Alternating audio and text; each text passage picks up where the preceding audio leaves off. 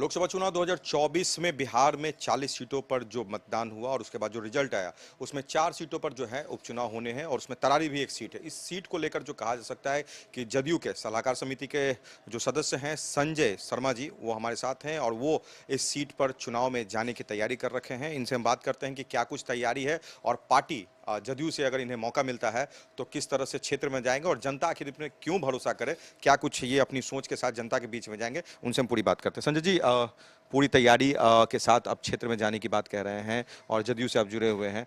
उपचुनाव को लेकर जो एक बात होती है कि सत्ता पक्ष पर लोगों का ज्यादा भरोसा होता है, तो अगर जाते हैं जनता के बीच में तो क्या मैसेज देंगे कि ये जीत सुनिश्चित कर पाए? देखिए, मैं जाना नहीं है, मैं तो जनता के बीच में पिछले 10 वर्षों से हूँ और नित्य प्रति मैं काम करता हूँ उनका। और तरारी की जनता जनार्दन की आस हूँ मैं, उनकी विश्वास हूँ मैं, उनकी उम्मीद की किरण हूँ मैं। चूँकि जब भी कोई ज़रूरत पड़ता है तरारी विधानसभा के आम जनता को, कोई बीमारी का इलाज कराना हो या कोई पैरवी सिफारिश हो या किसी तरह का कोई अच्छा खराब कुछ भी हो गया, तो सीधे संजय शर्मा के पास ही फ़ोन आता है। वो चाहे हम पटना में रहें या क्षेत्र में रहें, हमारे लिए कोई नई बात नहीं है। अगर आप लोग कहते हैं कि आप कैसे जाएंगे, तो हम तो निरंतर लगे हुए हैं 10 साल से। और अभी 30 जुलाई से जो माननीय मुख्यमंत्री जी से मुझे 24 जुलाई को बात हुई है, उसके बाद उनका आदेश मिलने के बाद मैंने पीसी भी किया पीरो में, अपने तरारी विधानसभा के अंदर। अब पीसी करने के बाद निरंतर हम तो लग गए हैं कैंपेन में, नित्य प्रति जनता के बीच में जाना, लोगों का। देखिए, हम क्या करते हैं कि एक प्रचार ही नहीं करते हैं अपनी, प्रचार तो मुझे करना ही नहीं है, मुझे लोगों के बीच में जाना है और लोगों की समस्या मैं सुनता हूँ और सरकार की योजनाओं को बताता हूँ। माननीय मुख्यमंत्री जी का मैं एक सिपाही हूँ। अगर आपकी कोई समस्या है, पेंशन, मान लीजिए महिलाओं से मिलता हूँ, बुजुर्गों से, कि आपकी कोई पेंशन या कोई भी इंदिरा आवास, कहीं कोई योजना हो, कहीं आपको कोई दिक्कत हो, आपको न मिला हो, कई प्रकार की है, कई प्रकार की समस्या है, मैं उनसे जानकारी लेता हूं और जानकारी लेके जब भी हमारे से हो पाता है अधिकारियों से बात करता हूं और तुरंत ही अविलंब कार्रवाई करके उसका निष्पादन भी कराता हूं। मैं नीतीश कुमार का सिपाही हूँ। आपने खुद अपने बारे में बताया कि मैं नीतीश कुमार का सिपाही हूँ और उनकी सेवा में, उनकी जनता के बीच जाकर काम कर रहा हूँ। आप खुद पूर्व सैनिक रह चुके हैं, आपने नौकरी छोड़ दिया, क्या यही कारण रहा कि जनता के बीच में सेवा करना है, ये मन बना? देखिए, मेरे मन में ऐसा आया था कि जिस मिट्टी का मैं जन्मा हूँ, उस मिट्टी की सुगंध जो है धूमिल हो रही है, हो चुकी है। तब मुझे ऐसा लगा, मेरे मन में ऐसा विचार आया कि मैंने देश का तो सेवा कर लिया है, कई साल कर लिया, अब अपने मातृभूमि का सेवा करना चाहिए। और मैं तरारी में आपको बता दूं, मैं वहाँ विधायक बनने के लिए नहीं गया हूँ, ठीक है ना। विधायक तो बहुत छोटा पद है।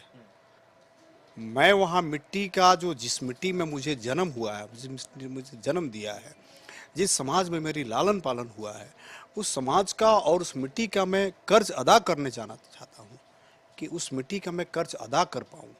और आज तरारी विधानसभा 243 विधानसभा है पूरे बिहार में, सबसे अगर पिछड़ा हुआ विकास के मामले में विधानसभा है तो वो है तरारी।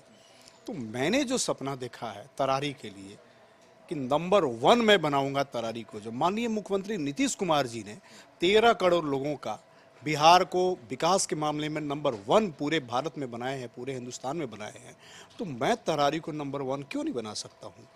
एक विधायक का बनने के बाद उसको कई सरकार की तरफ से कई तरह के फंड मिलते हैं, योजनाओं में काम करने के लिए उनकी अपनी पेंशन होती है। क्या कुछ आपने सोच रखा है इन चीज़ों को लेकर, आर्थिक रूप से किस तरह से आप जो है, जो आपको सहायता सरकार से मिलती है वो लोगों को मदद के रूप में आप पहुँचाएं? देखिए, मैंने पहले भी ऐलान कर चुका है इस बात का कि मैं अगर विधायक बन जाता हूँ तरारी का, तो मैं सबसे पहले तो सैलरी सरकार से तो लेंगे, लेकिन उस सैलरी का यूटिलाइज मैं नहीं करूँगा। वो सैलरी खुद आप उसका उपयोग नहीं करें मैं नहीं जो करूँगा। जनरली लोग करते हैं? बिल्कुल, बिल्कुल। हमने एक योजना बनाई है, हमने कई इंटरव्यू में भी, कई टीवी चैनल के माध्यम से या अपने जनता जनार्दन के बीच भी मैं कहता हूँ कि मैं अगर विधायक बनता हूँ तरारी का, तो मैं सैलरी सरकार से ज़रूर लूँगा, लेकिन एक ट्रस्ट बनाऊँगा अपने विधानसभा क्षेत्र में और उस ट्रस्ट में मेरी पूरी सैलरी जमा होगी, है ना, और डिपॉजिट होगी। और वहाँ पे हमारे 300 लगभग गांव है हमारे विधानसभा में, 39 पंचायत है, तो सभी गांवों के एक एक लोगों को मैं उस ट्रस्ट में मेंबर बना दूंगा।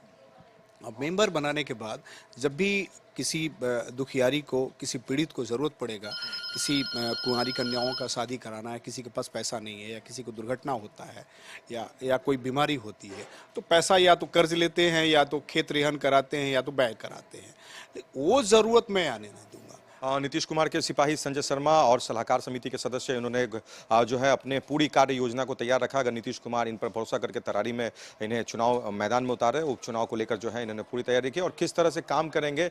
एक सिपाही के रूप में देश की सेवा कर चुके हैं, मगर अब ये चाहते हैं कि जनता की सेवा करने के लिए तरारी विधानसभा क्षेत्र में जो है इन्हें जाने का मौका मिले और जनता इन्हें वोट देती है, क्योंकि ये अब पहले से ही जो है उनके क्षेत्र में काम कर रहे हैं और कई सारी कार्य योजनाओं पर जो है इन्होंने काम कर लिया और आने वाले समय में भी कार्य योजना बनाकर रखी। यानी पूरी तैयारी के साथ जो है चुनाव में जाने की तैयारी, बस इंतजार नीतीश कुमार के हामी की है। जैसे मैं कैंपस सुनील के साथ गौतम गौंड, कशिश न्यूज, पटना।